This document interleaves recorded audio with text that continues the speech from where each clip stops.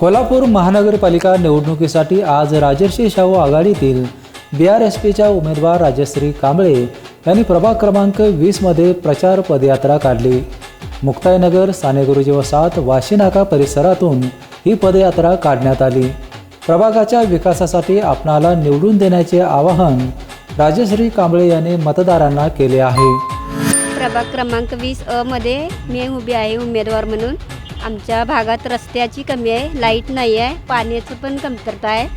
ते सगळं योग्य तऱ्हेने मी करायची असं हमी देतो। जे 10 वर्ष निवडून येऊन काय केलेलं नाही ते मी करणार आहे, आश्वासन देणार आहे मी लोकांना आणि ते पूर्ण करून दाखवणार।